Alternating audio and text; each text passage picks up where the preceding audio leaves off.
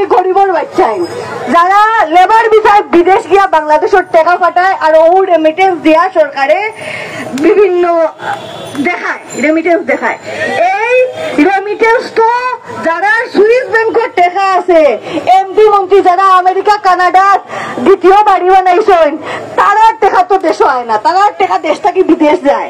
আর বাংলাদেশের হাট টাকা রিক্সার ড্রাইভারের ফুয়া, কৃষকের ফুয়া, ক্ষেত মজুরের ফুয়া যারা সারা জীবনের ইনকাম দিয়া লেবার বিচার সৌদি আরবের কাতার ফাটাইছে। তাইলে এই সরকারের উচিত খাড়ে মূল্য দেওয়া, চিন্তা করা, এই গরিবের জীবন লয়া চিন্তা করা।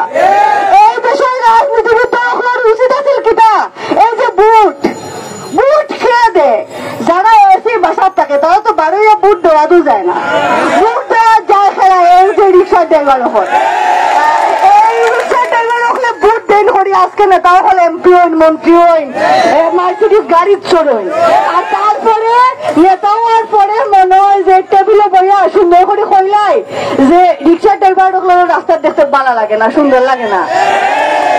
আপনারা একটা জিনিস খেয়াল করবা যে যখন অনেক বড় বড় নেতা আছেন তারা খোয়ার চেষ্টা করেন কিনা রিক্সার ড্রাইভার হল ইনকাম জানুনি কত ইনকাম।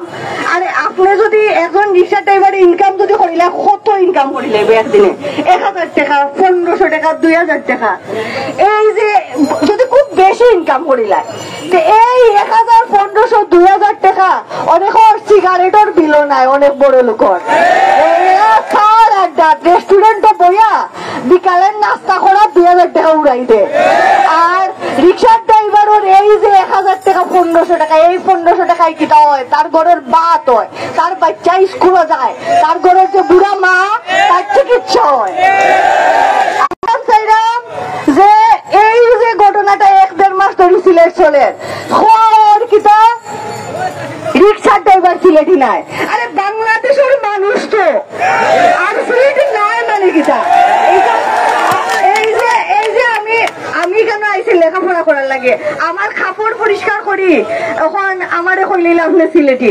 আর এই যে রিক্সাওয়ালা মামারা আছেন যারা এই সিলেটের অর্থনীতি চালায়, এই সিলেটের অর্থনীতি যারা চালায় তারা কইলে আপনি সিলেটি নাই। এটা কোন ধরনের মাছ? এখানে কেউ শখ করি সেটার বাড়িঘর দখল করছে না, কোন ইনকাম করার আর কোন সুযোগ নাই, কেউ কিছু কোন উপায় থাকলে রিক্সা চালানি যায় না। মানুষের বাড়িঘর নৌকা নদী ভাঙ্গিয়া মানুষের বাড়িঘর বাসায় আনিছে গিয়া, মানুষের যে ক্ষেতর জমি কীটনাশক পরি পরি ক্ষেতর জমি নষ্ট হয়ে গেছে গিয়া, এখন ইনো ফসল হয় না, ফসলের দাম নাই। এই যে সারা বাংলাদেশে অর্থনৈতিক কোনো সুষ্ঠু ব্যবস্থা নাই, তাহার কোনো উপায় নাই, গ্রাম ঋণ করতে করতে করতে করতে এখানে বাঁচিয়া থাকার আর কোনো উপায় যখন রয়েছে না তখন মানুষ এসে রিক্সা চালানি। এখন এই রিক্সা চালকর পেট্রোল লাভ মারিয়া হয়তো যারা এসি রুমে থাকে 5 তলার যারা বয় তারার হাততালি কুড়ানি যাইব, তারা হয়তো খুব ভালো লাগবে কারণ তার তো রিক্সা চলা লাগে। কিন্তু এই যে সাধারণ মানুষ যেই ছাত্রটা মহিলা কলেজে পড়ে যার বাসা হইল গিয়ে আপনার কাশিটুলা, হে মহিলা কলেজ পর্যন্ত আইতো কিলা তার লাগি গাড়ি আসেনি নাই তো হ্যাঁ কিনা অটো সরিয়া হওয়ার কারণে কলেজে আইতে পারে, কারণ প্রত্যেক দিন উবার দিয়ে আইলে 70, 80, 100 টাকা খরচ করিয়া কলেজে আইতে পারতো না, 30 টাকা রিক্সা ভাড়া করিয়ে কলেজে আইতে পারে। তাইলে যারা মনে হয় না যে সিলেটের সাধারণ জনগণ নাগরিক পক্ষে খুব কাম করে এরা ভুল করে না। এই যে সিলেটের সাধারণ জনগণ নাগরিক জীবন যে যাপন এটা সহজ করার লাগে কাম করে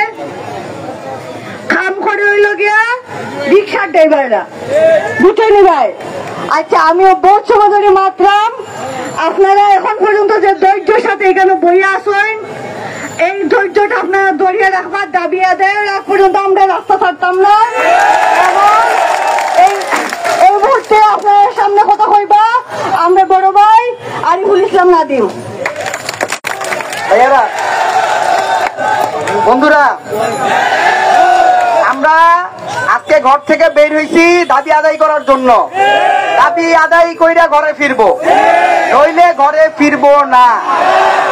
আমরা তো মইরেই গেছি, রাস্তা রাস্তায় মরবো, রাস্তায় মরবো, কিন্তু দাবি আদায়ের জন্য সর্বোচ্চটা কইরা মরবো। আমরা দেখতে চাই এই সিলেটের ওই পুলিশ কমিশনার আর জেলা প্রশাসক কত বড় মানুষের বাচ্চা হইছে। এই গরিব মানুষের পেটের ক্ষুধা তাদেরকে নাড়ায় না, তারা কত বড় অমানুষ যে মানুষের মুখের ক্ষুধা, পেটের ক্ষুধা তাদেরকে, তাদের ভিতরে মানবিকতার বোধ তৈরি করে না। সেইটা আমরা আজকে দেখতে চাই। আমরা দেখতে চাই ওই হাসিনা আমলের এখনো কি সেই পুলিশ খুনি পুলিশ হিসেবে আছে কিনা। আমাদের আজকে দাবি আদায় না হলে আমরা যতক্ষণ দাবি আদায় হবে না আমরা বসে থাকবো এবং সারাদিন বসে থাকবো। এইখানে পুলিশকে আমরা বলছিলাম চৌহাট্টা পয়েন্টে আমরা করতে চাই। পুলিশের পক্ষ থেকে আমাদেরকে বলছে আপনারা চৌহাট্টাই করেন না, একটু আমাদের সহযোগিতা করেন, মাঠে দাঁড়ান।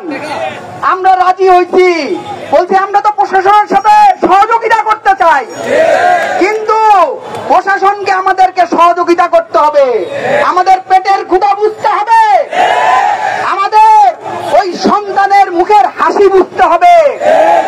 এই যে বাবা আছে, এই বাবা যখন রোজগার করে সন্তানের মুখে ভাত তুলে দিতে পারে না, তার বুকের যেই কান্না, সেই কান্না প্রশাসনকে বুঝতে হবে। এবং সেইটা যদি না বোঝে তাহলে আমরা সারাদিন এখানে বসে থাকবো। আমরা প্রশাসনকে বলতে 12টা বাজে, 12:30টার ভিতরে সিদ্ধান্ত নেন। আধা ঘন্টা সময় দিলাম। প্রশাসনের যারা কর্মকর্তা আছেন, গোয়েন্দা বিভাগের কর্মকর্তা আছেন, তারা প্রশাসনের ঊর্ধ্বতন কর্মকর্তাদের জানান আমরা প্রশাসনকে, সিলেট প্রশাসনকে আধা ঘন্টা সময় দিচ্ছি।